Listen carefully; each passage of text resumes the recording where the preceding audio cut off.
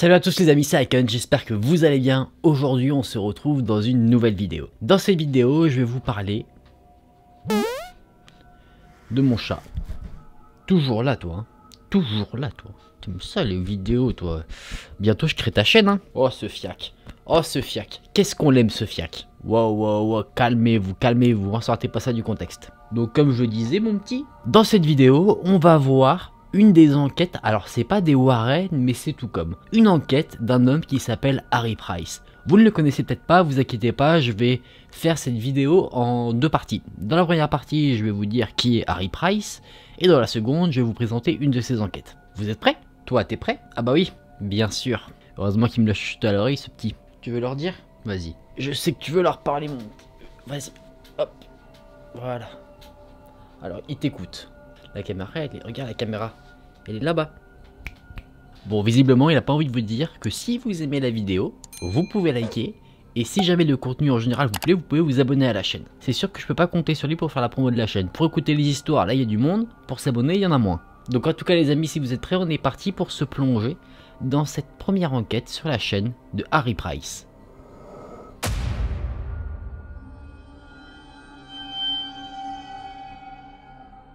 Harry Price était britannique et il avait un métier assez atypique, celui de chercheur dans le psychisme. Il s'est fait connaître, un peu comme les Warren, c'est qu'il était très intéressé par tout ce qui concernait un peu le paranormal. Quand il y avait des événements qui l'intéressaient, des cas qui semblaient intéressants pour lui à étudier, il se rendait sur place, non pas pour essayer de sortir un démon d'un endroit ou gérer une possession démoniaque, pas du tout, lui était là plutôt en observateur pour voir dans un premier temps si c'était plutôt véridique ou pas, s'il y avait des moyens de rationaliser la chose, et dans un second temps pour étudier les phénomènes qu'il y avait. C'est pas comme ça qu'il a commencé sa vie, mais ça on s'en fout un peu. Il a développé un intérêt pour le psychisme et tout ce qui tourne autour du paranormal. Il est presque devenu un expert et il a rejoint ce qu'on appelle le cercle magique. C'était une organisation britannique qui avait pour but de promouvoir la magie. Sauf que lui, plutôt que de faire de la promotion de tout ce qui était tour de passe-passe, si on peut dire ça comme ça, lui il s'est plus tourné vers les phénomènes paranormaux. Il a étudié plein d'affaires, dont une que j'ai déjà abordée sur la chaîne il y a déjà belle lurette maintenant, l'affaire de Helen Duncan. Pour vous en redire quelques mots très rapidement, c'était une médium qui disait pouvoir communiquer avec les morts d'une manière assez atypique. En fait, elle crachait une sorte d'ectoplasme qui se trouvait être en fait du papier mâché. Après, il y avait des gens qui la croyaient dur comme fer, d'autres qui essayaient de voir comment elle s'y prenait, parce que si elle mentait, c'était clairement de l'arnaque. Et justement, du côté d'Harry Price, c'était de l'arnaque. Il a écrit plein de bouquins, il a fait plein d'affaires, et c'est en 1948 que Harry Price est décédé d'une crise cardiaque. Un peu comme les Warren, il laisse un certain héritage derrière lui. Tous ceux qui s'intéressent de près ou de loin au paranormal auront affaire à un moment donné à une des enquêtes d'Harry Price.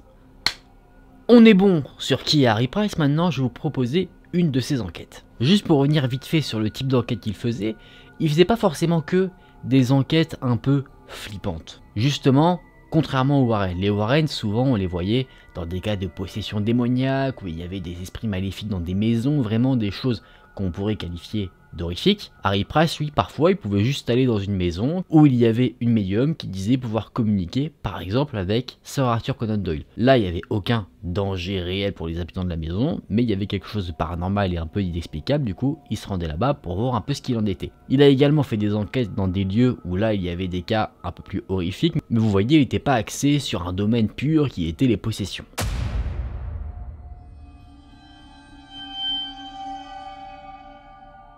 L'enquête dont je vais vous parler est une affaire qui porte le doux nom du poltergeist de Battersea. Tout commence en 1927. Battersea, qui est un quartier ouvrier de Londres, contenait en son sein une petite villa. Et dans cette villa, qu'est-ce qu'il y avait? Bah apparemment il y avait un poltergeist. Attendez, le chat veut revenir. Ah, ça y est, là vous commencez à entrer dans l'histoire, tu veux venir?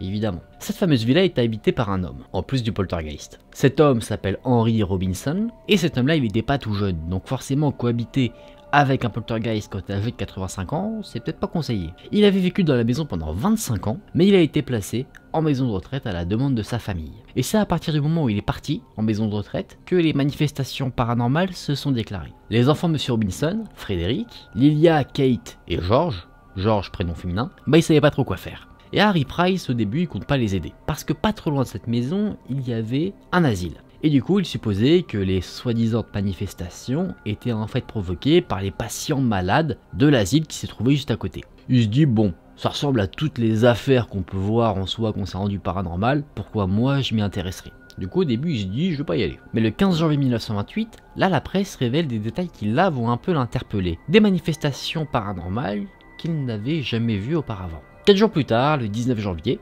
Harry Price, il se rend à la fameuse villa de Battersea. Il pensait d'abord être tranquille, mais il a été surpris de voir qu'il y avait une journaliste qui se trouvait sur les lieux également en même temps que lui. La journaliste, elle, en fait son objectif, sachant que c'était une journaliste indépendante, c'était de obtenir un scoop. Et pour ce faire, elle a fait entrer Harry Price dans la maison et en fait elle voulait le bluffer pour qu'il s'en aille. Parce que naturellement Harry Price il avait une certaine réputation, donc si jamais Harry Price était amené à dire quelque chose, les gens allaient plus l'écouter lui que elle. La journaliste en gros, ce qu'elle fait c'est qu'elle bloque l'entrée, elle dit frérot tu passeras pas. Elle joue un peu des gros bras. Harry Price il essaie de négocier pour rentrer, sauf que la jeune journaliste n'en démord pas. Du coup, Harry Price, il se dit « Ok, je me casse ». Il se rend donc à l'institut de recherche où il travaillait. Et là, il reçoit un message d'un journal qui lui demande s'il accepterait bien que la journaliste l'accompagne dans son enquête. Harry Price accepte, parce qu'il veut quand même voir ce qui se passe sur les lieux.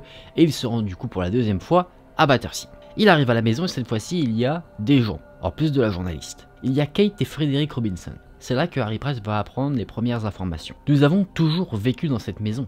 Et ça pendant 25 ans, heureux, en paix, sans qu'il ne se passe quoi que ce soit. Et c'est le 29 novembre, précisément, que des morceaux de charbon, de soude et des pennies, donc des pièces de monnaie, ont commencé à tomber sur la véranda, comme s'il pleuvait. Ça s'est arrêté après pendant quelques jours et ça a recommencé. Et au bout d'un moment, les choses sont devenues de plus en plus inquiétantes. D'ailleurs, on a dû appeler la police. Dans un premier temps, la famille pensait que quelqu'un jetait toutes ces choses sur la maison. Donc une fois que l'agent de police est arrivé, la petite famille et l'agent de police sont allés dans le jardin, ont attendu pour voir s'ils n'arrivaient pas à débusquer quelqu'un qui était en train de jeter tout ça. Sauf que là, le couac. Les événements se reproduisent, sauf que impossible de voir d'où viennent les lancers. Une des employées de la maison au bout d'un moment a décidé de quitter les lieux, elle en avait trop peur, parce que justement au moment où elle a décidé de démissionner, des cendres brûlantes sont apparues juste à côté d'elle, dans une pièce de la maison. Et pour qu'il y ait des cendres, il faut qu'il y ait un feu. Et un feu, il n'y en avait pas. Frederick Robinson avait décidé de rappeler la police, sauf que encore une fois, rien n'a déclaré, rien n'a été trouvé. Et pendant que l'agent de police était là, 2 pommes de terre ont été lancées sur la maison. Encore une fois, sans savoir la provenance. Et comme dans beaucoup d'affaires paranormales, au bout d'un moment, il y a un truc qui fait que tu te dis là c'est trop. Un lundi, dans toutes les pièces de la maison, il y avait un grand craquement, vraiment très fort, qui se faisait entendre. Il se trouve que la fenêtre de la chambre du père Robinson avait été brisée, et le père qui se trouvait à ce moment-là dans son lit était tétanisé de peur. Bien sûr, les enfants Robinson ont voulu sortir le père de cette situation assez particulière. Et pendant qu'ils l'ont emmené, une commode est tombée toute seule. Frédéric avait voulu empêcher cette commode de tomber. Il s'est été précipité parce que sa sœur avait vu la commode se balancer. Sauf qu'au moment où il était en train de retenir la commode pour pas qu'elle tombe sur le sol, il sentait une sorte de force qui poussait la commode dans l'autre sens. Et cette force étant supérieure à la sienne, il a dû lâcher prise. Harry Price est témoin de tout ça parce que tout a été laissé tel quel. Des témoins qui ont participé à l'événement, des voisins qui avaient été appelés à la rescousse, ont confirmé ce que la famille Robinson disait. Et Harry Price remarque quelque chose en plus. Il remarque qu'il y a un porte-manteau coupé en deux. Il y a d'autres petits objets ici et là qui sont brisés ou qui sont tombés au sol. En gros, il y avait vraiment du bordel partout. Même des fenêtres d'une maison voisine avaient été touchées. C'est pour dire que le poltergeist, s'il y avait bien un poltergeist, ne se limitait pas uniquement à la maison des Robinson. Après avoir fait un peu le tour de la maison, le reporter et Harry Price discutent tranquillement dans la cuisine avec Kate Robinson. Et juste avant qu'ils ne s'en aillent de la maison après avoir discuté, quelque chose tombe juste derrière eux. Mais c'était pas un objet qui était tombé d'une table, comme s'il avait pu perdre l'équilibre. C'était un objet qui avait été comme projeté, qui avait rebondi contre une porte et qui était ensuite retombé sur le sol. C'est quelque chose qui aurait pu être provoqué par un homme ou une femme. Enfin en tout cas quelqu'un de chair et de sang. Sauf qu'il n'y avait personne d'autre à ce moment-là. Donc impossible. En plus de ça, l'objet tombé était un objet très lourd. Donc il aurait fallu avoir une sacrée force pour réussir à faire le trajet que l'objet a fait. Et comme je vous l'ai dit, Harry Price, il essaye souvent de rationaliser les choses. Du coup, il s'est dit, tiens, peut-être que l'objet était suspendu à côté d'une porte, en équilibre, et qu'il est tombé. Sauf qu'il a reproduit l'expérience, et non, ça ne faisait pas la même chose que ce qui s'était produit devant ses yeux. Harry Price et la journaliste quittent les lieux. Il revient le lendemain parce qu'on lui a informé qu'il s'était passé encore d'autres événements entre son départ et le moment où il a appris la nouvelle. Donc on dirait que le poltergeist a une activité plutôt chargée. Il se rend donc de nouveau avec le reporter dans la maison, et en gros, il se serait passé un peu la même chose qu'à l'accoutumée. Cette sorte de pluie d'objets sur la maison, qui ont notamment brisé des fenêtres. Harry Price est resté sur place pendant 1 heure, mais il ne s'est rien passé. Il décide donc de quitter le lieu et de retourner à l'institut de recherche pour faire un peu le point sur ce qu'il a vu. Sauf que 1 demi-heure après être arrivé, il reçoit un appel du reporter qui l'accompagnait. On lui annonce que Fred Robinson, un des enfants Robinson, a été emmené à la police pour être mis en observation. Harry Price, il est sur le fessier parce qu'il a parlé plusieurs fois avec Fred Robinson et lui avait semblé totalement normal. Ça ne lui semblait pas être quelqu'un qui aurait pu commettre toutes ces choses assez particulières. Mais bon, la police pensait que c'était un potentiel suspect, du coup il l'a envoyé à un hôpital pour être examiné. Un week-end passe et Harry Price ainsi que le reporter retournent sur les lieux, où ils rencontrent une certaine Madame Perkins qui était une habituée des lieux. Elle dit que le fait que Frédéric ne soit plus dans la maison n'a rien changé à l'activité paranormale, d'ailleurs il y en a encore, et elle dit d'ailleurs qu'il semblait avoir pendant tout le week-end une forte activité étrange concernant le mobilier de la maison, les meubles.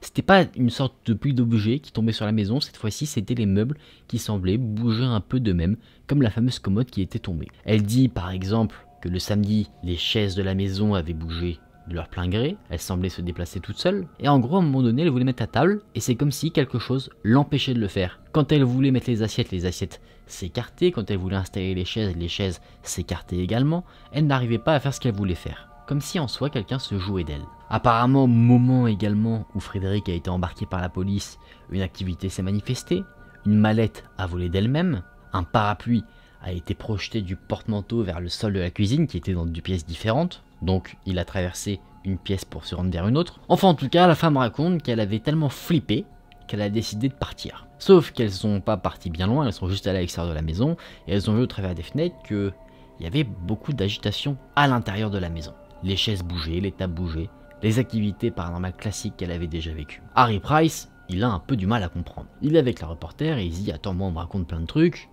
mais je ne vis pas grand chose par rapport à ce qui est raconté. » Du coup il décide d'inspecter de nouveau la maison, voir s'il trouve pas quelque chose. Sauf que là, oui, il va vivre quelque chose, mais quelque chose qu'il a déjà vécu.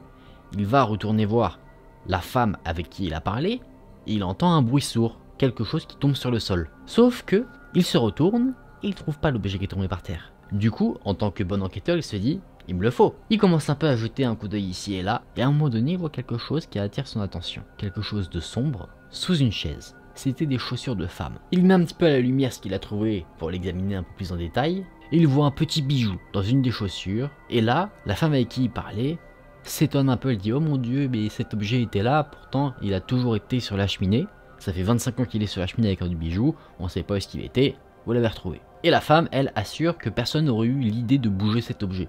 Du coup, elle pense que c'est fortement quelque chose qui est dû au poltergeist. Bon, Harry Price se dit « Ok, ça peut pas être cette femme-là qui l'a lancé pour faire croire à quelque chose parce qu'elle était à côté de moi, à quelques centimètres à peine, je l'aurais vu, en plus le bijou est plutôt froid, s'il avait été maintenu dans une main, il aurait été un peu plus tiède. Ce n'est pas non plus la reporter, donc là il commence un peu à sécher. Il réinspecte de nouveau la maison et là il fait une demande. Une demande qu'il avait déjà fait plusieurs fois mais qui lui avait été refusée, mais cette fois-ci ça lui est accepté. Ce qu'il demande, c'est de passer une nuit dans la maison. Harry Price décide donc de quitter les lieux pour aller préparer ses petites affaires, retourner à son institut de recherche, sauf qu'il est un peu déçu plus tard parce qu'il apprend que les 2 sœurs se sont barrées de la maison. Parce que le poltergeist leur a fait peur, et puis il y avait des petits rôdeurs qui venaient s'amuser à fouiner un petit peu, ayant entendu parler de cette fameuse maison qui avait été rebaptisée la maison du mystère, et du coup la femme avait eu peur, elle est partie. Donc malheureusement impossible d'y passer la nuit. Le lendemain, Madame Perkins et cette fois-ci une des filles Robinson reviennent sur les lieux. Harry Price cette fois-ci fait une demande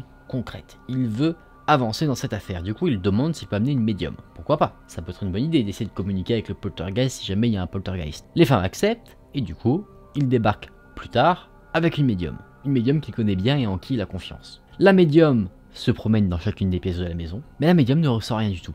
Elle dit juste que ça semble misérable, mais elle n'a pas un ressenti paranormal, elle n'a pas un contact avec une présence. En tout cas, elle dit ça jusqu'au moment où elle arrive dans la cuisine. Dès qu'elle met les pieds dans la cuisine, elle dit « Ouf, il fait froid ». Et vous savez que parfois le froid peut être synonyme de présence d'un fantôme dans le coin. Et en plus de ça, la cuisine était la seule pièce chauffée de la maison. Donc c'est un peu un comble que la seule pièce chauffée soit la pièce la plus froide. En plus de ça, il n'y avait que elle, la médium, qui avait froid. Les autres personnes qui étaient autour d'elle, pas du tout, elles étaient totalement tranquilles au chaud. Harry Price touche la médium et effectivement, elle a l'air d'avoir réellement froid. Ses mains sont glacées et elle tremblote. La médium continue de faire le tour de la maison avec Harry Price, mais aussi avec un reporter, et il ne se passe rien de foufou. Juste un événement un peu inexplicable, c'est qu'à un moment donné, il marchait dans un couloir assez étroit. La médium a dit avoir entendu quelque chose, mais les autres personnes, elles, n'ont rien entendu. Et à un moment donné, ils ont vu par terre un savon jaune. Un savon jaune qui ne se trouvait pas là quand ils sont arrivés, dans un premier temps, à l'étage de la maison. Et ce savon, il ne serait pas passé plusieurs fois à côté comme ça sans le voir, et en plus de ça, s'il était tombé plus tard, il l'aurait entendu. Donc peut-être qu'il est tombé là comme ça d'une manière un peu paranormale. Personne ne touche au savon, on sait jamais. Harry Price demande à Mademoiselle Robinson et à Madame Perkins si jamais c'était pas elle qui avait fait le coup du savon. Elles ont dit que non, qu'elles étaient restées dans la cuisine pendant tout le temps, la porte fermée, donc non, pas elle. Rien ne s'est passé, assez décevant n'est-ce pas? Du coup, Harry Price, le reporter et la médium décident de partir. Quelques jours plus tard, après ce fameux rendez-vous avec la médium, Frederick Robinson a été relâché et il a pu rentrer chez lui. Et en rentrant chez lui, il a appris que plus aucun phénomène paranormal n'avait eu lieu. Sur ça, vous l'avez peut-être deviné, mais Frederick Robinson, celui qui avait été emmené à l'hôpital, il avait rien fait du tout. Il n'avait pas du tout été diagnostiqué comme dérangé, comme quelqu'un qui aurait pu faire tout ce truc. Et qui plus est, Harry Price, il en était persuadé, donc pas une seule seconde, il l'avait suspecté. Donc en tout cas, c'était un suspect qui n'en était pas un et qui n'était déjà de base pas suspectable. Je sais pas si ce mot se dit, mais on va le dire. Et donc c'est là que le mystère de cette maison s'est terminé. Parce qu'il ne s'est plus rien passé du tout. C'est une manière plutôt positive pour la famille qui vit dans la maison, une manière un peu décevante pour Harry Price, qui a vu des choses et qui n'arrive pas à les expliquer réellement. Il a des suppositions évidemment, il se dit que peut-être ce n'était que supercherie, pourquoi pas, ou alors peut-être qu'il y avait quelque chose de paranormal derrière tout ça. Nul ne peut le dire.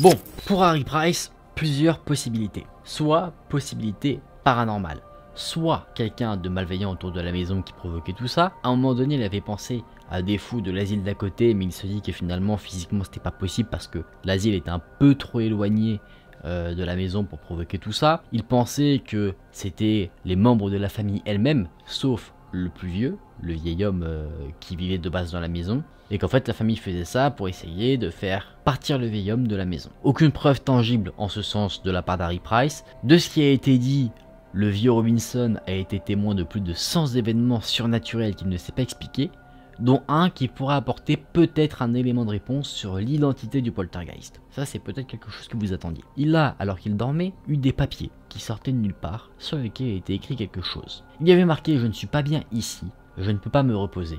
Je suis né sous le règne de Guillaume le Conquérant ». Et ce message était signé d'un nom, Tom Blood. Mais il y avait d'autres messages un peu similaires qui lui étaient signés Jesse Blood. Donc peut-être qu'on n'aurait pas eu affaire à un, mais à deux poltergeists. Peut-être qu'un des poltergeists s'occupait de faire tomber une pluie d'objets sur la maison, et que l'autre s'occupait de lancer des objets dans tous les sens. Peut-être, hein, je ne sais pas, peut-être qu'ils ont chacun leur spécialité, leur domaine d'expertise de poltergeistisation là. En tout cas, une affaire qui reste mystérieuse et qui n'a pas d'explication, en tout cas officielle. N'hésitez pas vous à me dire en commentaire ce que vous en pensez. Moi je trouve que c'était une enquête assez intéressante. Ce que j'aime bien avec ces enquêtes là, ces enquêtes d'Harry Price, c'est que ça reste dans le concret. On voit qu'il cherche à voir vraiment ce qui se passe, il enquête vraiment. Contrairement par exemple aux Warren, où les Warren c'est un peu plus, comment dire, dans le spectacle. Tout de suite on te dit c'est la maison du diable, c'est le diable qui veut faire ci, c'est le diable qui veut faire ça. Moi j'ai vu qu'il y avait un fantôme avec des yeux rouges, etc. etc.